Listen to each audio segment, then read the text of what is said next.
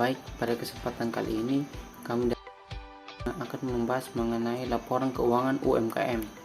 Namun sebelumnya itu perlu kita lihat pada tujuan pembelajaran kita yang menjadi patokan kita. Yang pertama, di mana mahasiswa mampu menjelaskan apa itu laporan keuangan, mampu mempersiapkan laporan keuangan, mampu mengerjakan laporan neraca, mampu mengerjakan laporan laba rugi UMKM, mampu mengerjakan laporan perubahan ekuitas atau modal, dan juga mampu mengerjakan laporan arus kas, serta mampu membuat catatan atas laporan keuangan. Namun sebelum itu perlu kita ketahui apa itu laporan keuangan. Nah, laporan keuangan adalah sebuah laporan yang berisi informasi mengenai transaksi pemasukan, pengeluaran, dan juga kredit sebuah usaha. Namun dalam pembuatannya sendiri, laporan keuangan ini disesuaikan dengan kebijakan dari tiap-tiap usaha. Nah, kebijakan yang dimaksud adalah periode dari laporan keuangan tersebut, mulai dari laporan keuangan harian, bulanan, maupun tahunan. Namun di Indonesia sendiri terdapat standar pelaporan keuangan khusus UKM dan UMKM yang dapat dijadikan contoh. Nah, peraturan atau standar tersebut dinamakan SAKEMKM atau Standar Akuntansi Keuangan Entitas Mikro Kecil Menengah. Nah, sebagai informasi tambahan bahwa SAKEMKM ini merupakan standar yang dibuat dan disahkan oleh Dewan IAI atau Dewan Ikatan Akuntansi Indonesia. Nah, alasan dibuatnya SAKEMKM ini dikarenakan menurut pengamatan bahwa banyak pelaku usaha EMKM atau UMKM ini yang belum mengetahui cara membuat laporan keuangan secara lengkap, mendetail, dan komprehensif. Sedangkan laporan keuangan itu sendiri merupakan instrumen yang penting bagi kegiatan bisnis dalam melaporkan segala transaksi dari seluruh aktivitas bisnis UMKM. Nah, fungsi dari laporan keuangan adalah sebagai bahan evaluasi sebuah usaha untuk menentukan arah dan strategi usaha selanjutnya. Selain itu, terdapat beberapa macam atau jenis laporan keuangan yang tiap pelaku usaha harus miliki, yaitu laporan neraca keuangan, laporan arus kas, laporan laba rugi, laporan perubahan modal, dan catatan atas laporan keuangan. Nah, penyajian wajar laporan keuangan mensyaratkan entitas untuk menyajikan informasi yang relevan, representatif, tepat, keterbandingan, dan keterpahaman.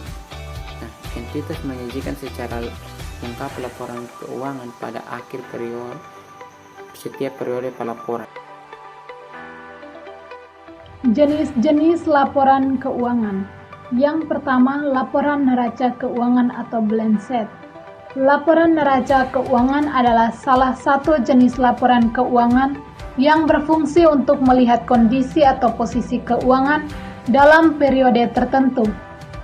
Melalui laporan neraca keuangan, pelaku usaha dapat melihat beberapa informasi atau komponen seperti aset atau aktiva, kewajiban atau liability, dan modal atau equity. Laporan posisi keuangan pada UMKM sama dengan entitas bisnis pada umumnya dibuat dan diterbitkan di tiap akhir periode akuntansi. Sederhananya, laporan posisi keuangan memberikan gambaran menyeluruh terkait informasi keuangan perusahaan. Informasi tersebut termasuk mengenai sumber daya ekonomi yang dimiliki perusahaan, utang-utang, dan sumber pembiayaan atau modal untuk mendapatkan sumber daya ekonomi tersebut. Aset atau aktiva. Segala kekayaan yang dimiliki oleh perusahaan hasil dari transaksi masa lalu dan diharapkan akan memiliki manfaat ekonomi untuk perusahaan di masa depan. Aset pun terbagi menjadi dua, yaitu aset lancar dan aset tetap. Contohnya, kas, piutang, perlengkapan gedung dan mesin tanah. Yang berikut kewajiban. Kewajiban kini perusahaan kepada pihak lain yang memerlukan penyelesaian dengan transfer atau penggunaan aset di masa mendatang yang menghasilkan manfaat ekonomi. Contoh, utang dagang, utang gaji, dan utang bank. Yang berikut modal. Hak residual atau modal yang dimiliki oleh setiap perusahaan. Fungsi utama dari penggunaan laporan posisi keuangan adalah untuk mengidentifikasi tren ekonomi berjalan dan membuat keputusan keuangan yang lebih tepat. Laporan posisi keuangan entitas mencakup pos-pos berikut, seperti kas, piutang, persediaan, aset tetap, utang usaha, utang bank, dan ekuitas. Berikut contoh pengerjaan laporan neraca. Pada tabel ini kita bisa melihat pada perusahaan PT Enggan Mundur laporan posisi keuangan 31 Desember 2017 dan 2018. Aset pada tabel 2017 dan 2018. Kas dan setara kas. Kas pada tabel 2017 terdapat 2.000 dan 2018 terdapat 3.000. Giro terdapat 1.000 dan 1.500. Deposito 500 dan 600. Jumlah kas dan setara kas adalah 3.500 dan 5.100. Piutang usaha 2.500 dan 2.000. Persediaan 10.000 dan 11.000. Beban dibayar di muka 7.000 dan 6.000. Aset tetap 100.000 dan 95.000. Akumulasi penyusutan 5.000 dan 5.000. Jumlah aset pada tabel 2017 114.500 dan 2018 114.100. Liabilitas pada tabel 2017 dan 2018. Utang usaha 20.000 dan 15.000. Utang bank 15.500 dan 15.600.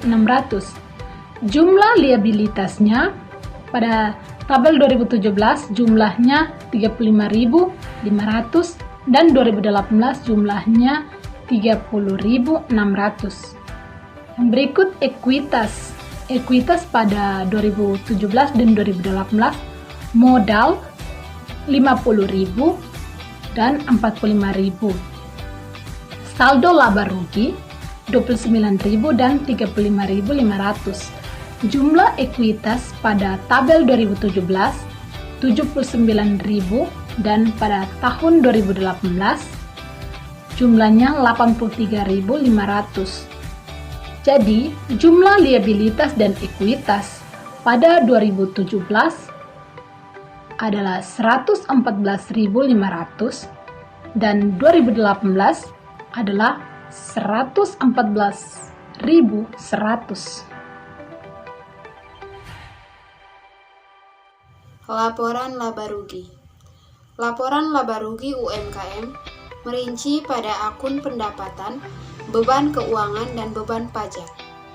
Secara ringkas, laporan laba rugi merangkum total pendapatan dan pengeluaran yang dikeluarkan oleh bisnis. Laporan laba rugi berfungsi untuk pelaku usaha agar dapat mengetahui apakah saat ini usahanya sedang dalam posisi laba ataupun rugi. Apabila pemasukan Anda melebihi dari pengeluaran, maka usaha Anda memiliki laba. Begitupun sebaliknya. Jika biaya yang Anda keluarkan lebih banyak dibandingkan pemasukan Anda, maka Anda mengalami kerugian. Secara umum, terdapat dua cara dalam membuat laporan laba rugi, yaitu single step atau cara langsung, dan multi step atau cara bertahap. Yang pertama, single step. Dengan cara single step, Anda hanya perlu menjumlahkan seluruh pendapatan dalam satu kategori, kemudian mengurangkannya dengan total beban atau biaya pengeluaran dalam periode tertentu. Yang kedua, dengan cara multi-step atau cara bertahap. Dengan cara ini, Anda akan memerlukan beberapa tahap, yaitu pendapatan yang Anda terima harus terbagi menjadi dua kategori, yakni pendapatan operasional atau yang berasal dari kegiatan pokok perusahaan dan pendapatan non-operasional atau di luar kegiatan perusahaan. Pembagian kategori ini dibagi berdasarkan beban atau biaya-biaya. Laporan laba rugi mencakup pos-pos sebagai berikut, yakni pendapatan, beban keuangan, dan beban pajak. Berikut contoh laporan laba rugi. PT Enggan Mundur, laporan laba rugi untuk tahun-tahun yang berakhir pada 31 Desember 2017 dan 2018. Langkah pertama, kita menghitung pendapatan. Pendapatan pada tahun 2017 sebesar Rp45.000, 2018 sebesar Rp50.000. Pendapatan lain-lain tahun 2017 sebesar Rp5.000 dan pada tahun 2018 sebesar Rp7.000. Total pendapatannya 2017 sebesar Rp50.000 dan 2018 sebesar Rp57.000. Langkah kedua, kita menghitung beban atau biaya. Beban usaha pada tahun 2017 sebesar Rp10.000 dan 2018 sebesar Rp8.000. Beban lain-lain pada tahun 2017 sebesar Rp10.000 dan pada tahun 2018 sebesar Rp10.000. Total beban pada tahun 2017 sebesar Rp20.000 dan pada tahun 2018 sebesar Rp18.000. Kita menghitung laba rugi sebelum pajak. Laba rugi sebelum pajak didapat dari total pendapatan dari setiap tahun dikurangi dengan total beban. Untuk laba rugi pada tahun 2017, yakni Rp50.000 atau total pendapatannya dikurangi dengan beban, yaitu Rp20.000, menghasilkan Rp30.000. Pada tahun 2018, Rp57.000 dikurangi dengan Rp18.000, menghasilkan Rp39.000. Ternyata perusahaan tersebut mengalami beban pajak penghasilan pada tahun 2017 sebesar Rp1.000 dan pada tahun 2018 sebesar Rp1.500. Laba rugi setelah pajak didapat dari laba rugi sebelum pajak dikurangi dengan beban pajak penghasilan. Laba rugi sebelum pajak pada 2017 sebesar Rp30.000 dikurangi dengan Rp1.000. Laba rugi setelah pajak pada 2017 menghasilkan Rp29.000. Dan pada tahun 2018, laba rugi sebelum pajak Rp39.000 dikurangi dengan beban pajak penghasilan Rp1.500 menghasilkan Rp37.500. Jadi, laba rugi setelah pajak yang didapat oleh dua tahun tersebut, 2017 menghasilkan Rp29.000 dan 2018 menghasilkan Rp37.500. Laporan perubahan modal. Laporan perubahan modal atau ekuitas secara sederhana diartikan sebagai laporan keuangan yang harus dibuat oleh perusahaan yang menggambarkan peningkatan atau penurunan aktiva bersih atau kekayaan selama periode yang bersangkutan berdasarkan prinsip pengukuran tertentu yang dianut. Komponen pada laporan perubahan modal. Modal awal, pengaruh perubahan kebijakan akuntansi, pengaruh koreksi kesalahan periode sebelumnya, saldo yang disajikan, perubahan modal saham, dividen, laba rugi periode tersebut, keuntungan dan kerugian dan saldo. Berikut adalah contoh laporan perubahan modal. Yang pertama, membuat laporan laba rugi pada PT Gamma Printing. Laporan laba rugi untuk periode yang berakhir 31 Desember 2018. Penjualan bersih 93 juta, harga pokok penjualan 64 juta, 29 juta 500.000. Beban usaha, beban penjualan 9 juta, beban aset dibayar di muka dan umum 2.450.000. Laba, jadi laba usahanya 18.050.000 rupiah. Pendapatan di luar usaha, pendapatan bunga 6 juta, laba bersih sebelum pajak 18.650.400 rupiah. Pajak penghasilan 4.500.000. Laba bersih setelah pajak 14.150.000. Membuat laporan perubahan modal pada PT Gamma Printing. Laporan perubahan modal untuk periode yang berakhir 31 Desember 2018. Modal 240 juta. Sedangkan laba bersih setelah pajak 14.150.000. Jadi ditambah maka akan mendapat 254.150.000. Prive 20 juta. Modal akhir 234.150.000.